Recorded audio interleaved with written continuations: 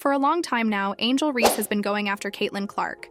It all started with that unforgettable, iconic John Cena "you can't see me" gesture and the bold ring point during the 2023 NCAA championship.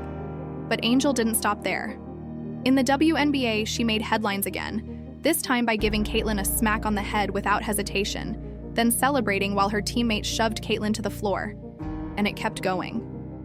At the All-Star Weekend practice, Angel pulled off a perfect three-pointer right after Caitlin missed hers, celebrating with everyone around. Everyone but Caitlin. It's like she was sending a message with every move. But what's driving Angel's need to one-up Caitlin at every turn? Subtle digs, sneaky jabs, and a whole lot of passive aggression. Call it what you want, but it's clear Angel has a real issue with Caitlin. Yet every time the cameras are on her, Angel brushes it off, playing it cool. She insists there's no bad blood, claiming they're just competitors. But with all these not-so-hidden moves, it's hard not to wonder, is that really the whole truth? Me and Caitlin Clark don't hate each other. I want everybody to understand that it's just a super competitive game.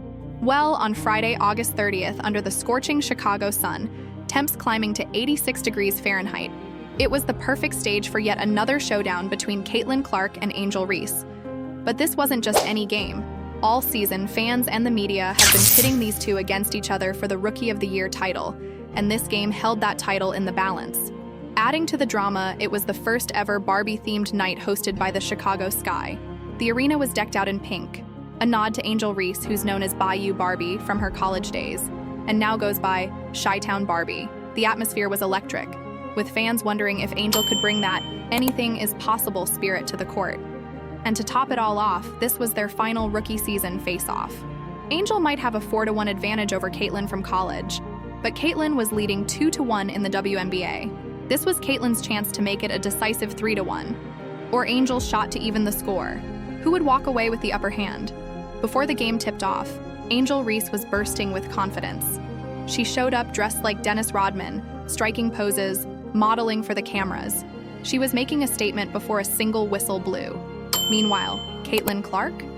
She walked into Wintrust Arena all business, her focus crystal clear. She knew what was at stake, and she wasn't about to get distracted. And if anyone in the crowd truly understood the intensity of this moment, it was Shaquille O'Neal, sitting courtside, taking it all in. Then, as the game kicked off, Caitlin came out swinging, ready to show everyone just who was in charge.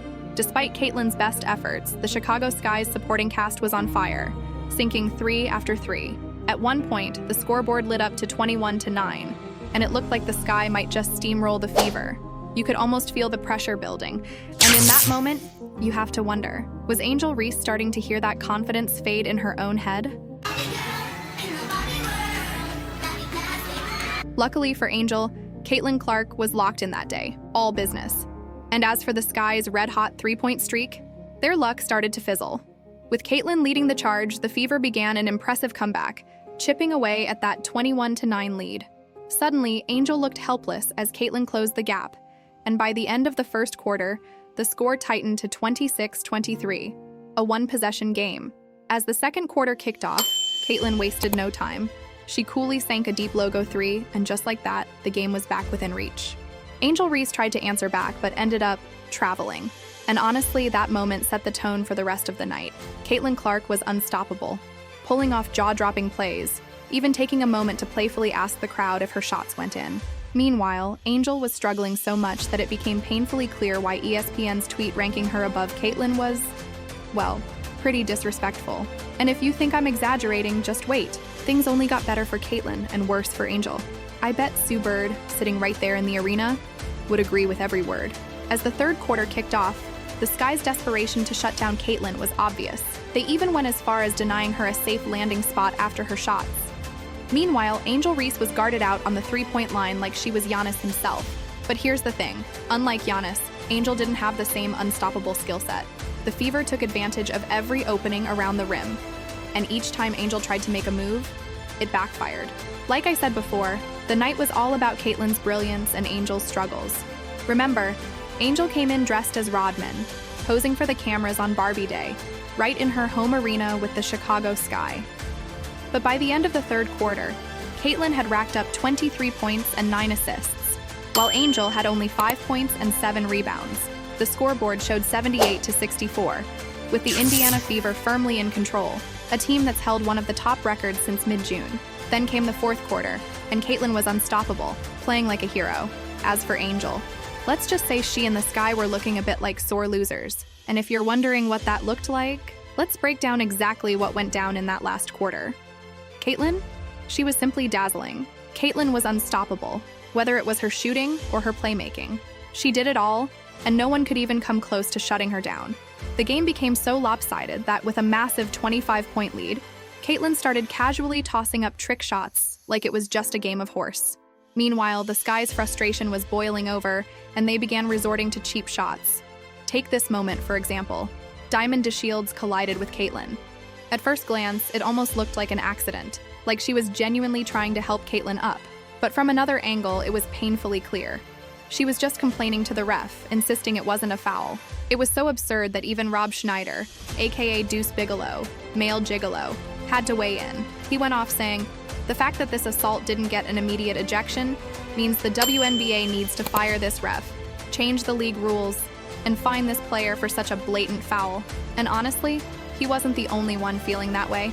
After that incident, a jaw-dropping stat came to light. Apparently, 177% of all flagrant fouls in the WNBA have been committed against Caitlin Clark. And get this, 80% of those are from none other than Angel Reese's team, the Chicago Sky. Something's clearly up here. Now, do you see what I mean about Angel clearly having something against Caitlin? But here's where things get even better. Shortly after that wild foul incident, Caitlin wrapped up the game with an impressive 31 points and 12 assists.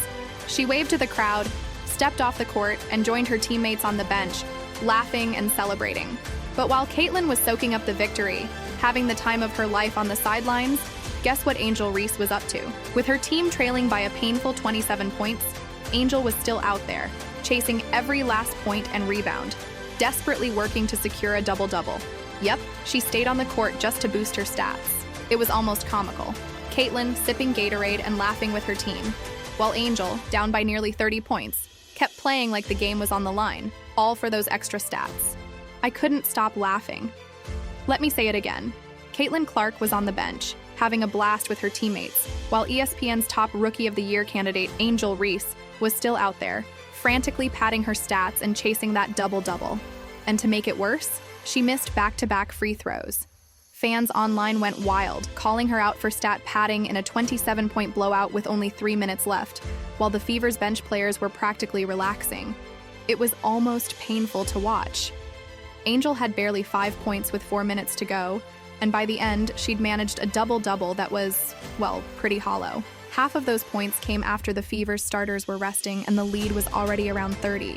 Caitlin's out here winning games while Angel's out there doing some of the most desperate stat padding fans have ever seen. It's honestly embarrassing.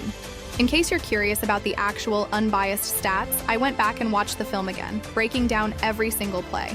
Here's what really went down. Caitlin Clark stepped off the court with exactly 3 minutes and 52 seconds left in the fourth quarter, with her team up by a solid 27 points. And after that, Angel Reese managed to score 2 baskets, made just 1 of 4 free throws, grabbed 2 rebounds, 1 offensive, 1 defensive, and even threw in a turnover. So while Caitlin was done for the night, sitting comfortably with the win secured, Angel was still out there, chasing. So here's how Angel's final stats looked. She finished the game with 10 points and 11 rebounds, shooting just 4 for 9. But if she hadn't padded her stats in those last minutes, her numbers would have been closer to 5 points and 9 rebounds on 2 for 7 shooting, a rough 28% from the field. And think about it. After all the trash talk she threw at Caitlin during the NCAA tournament, the headshot earlier this season, and even cheering her teammate on after a hard foul against Caitlin, this was Caitlin's classy way of getting her revenge. No trash talk, no disrespect, just pure skill on the court. Caitlin completely dominated Angel in her own arena, with the crowd right there to witness it. Ladies and gentlemen, this was the day Caitlin Clark utterly humiliated Angel Reese. Let's be real. Caitlin's been handing out humiliations left and right, and it's not just Angel Reese on the receiving end. In fact, the entire USA Women's Olympic team has felt her sting. Why? Because, in a shocking move, they snubbed her. Imagine that. One of the most electric players in the league, left off the Olympic roster. And with each game, Caitlin seems to be proving just how big of a mistake that really was. All right, Here's a story that exposes the hypocrisy behind Caitlin Clark's Olympic snub and shows just how the WNBA may have blown its biggest shot at changing the game. 2024 was the WNBA's golden year. They had Caitlin Clark and the Paris Olympics. Caitlin was putting up numbers like Steph Curry, captivating fans across the country, and even leading the league in assists. This wasn't just any player. Caitlin was made for the spotlight. So what does the WNBA do? They leave her off the Olympic roster, saying she's not one of the top 12 players. Top 12? Seriously? To add context, star players like Brittany Griner and Liz Cambage have had to look outside the WNBA to make a living. Griner went to Russia to supplement her income and ended up getting arrested over a medication mishap, an ordeal no athlete should have to face. Cambage? She turned to OnlyFans to help cover expenses. Caitlin had the power to change that, attracting fans and bringing in revenue so players wouldn't have to take these kinds of risks. But the WNBA? They decided Caitlin didn't meet their so-called selection criteria. And then, Diana Taurasi, the so-called GOAT of the WNBA, chimed in, saying Caitlin didn't deserve a spot. Strange, isn't it? Taurasi averaged 1 point per game, shooting only 16% in the Olympics. Yet she still got her 6th gold medal without even playing in the final. Fans were left scratching their heads. To make it worse, Taurasi's reason for being there was to support Brittany Griner. But Griner barely played 5 minutes in that final game. So Taurasi's there to back up a player who hardly even saw the court? It gets even more embarrassing. Fans were desperate to see Caitlin at the Olympics. But without her, Team USA's games were practically empty. One game drew just 13,000 fans, while a Spain versus China matchup had over 27,000. The WNBA had a chance to showcase Caitlin globally, like the '92 Dream Team did for men's basketball, but they passed on it. But Caitlin didn't need to say a word. She let her game do the talking. When she faced Taurasi's team, Caitlin was unstoppable. 30 points, 10 assists, and a complete domination of the court. And it's not a one-off. Every time Caitlin goes up against Taurasi, she shows exactly who's in charge. It's almost like she's giving Taurasi her own reality check every time they meet. And here's the kicker. The WNBA wants more money, more viewers, more hype. But when Caitlin Clark was handed to them on a silver platter, they turned it down. Pride, ego, or just plain short-sightedness, whatever it was, they missed the chance of a lifetime. Caitlin Clark was exactly what they needed, and they blew it. And for the fans, we're all wondering, will the WNBA ever get it right? And by the way, speaking of reality checks, did you catch the day Angel Reese got hers? Caitlin stepped in, dominated, and left Angel practically saying, "Yes, ma'am, you have to check it out. It's a game that speaks for itself."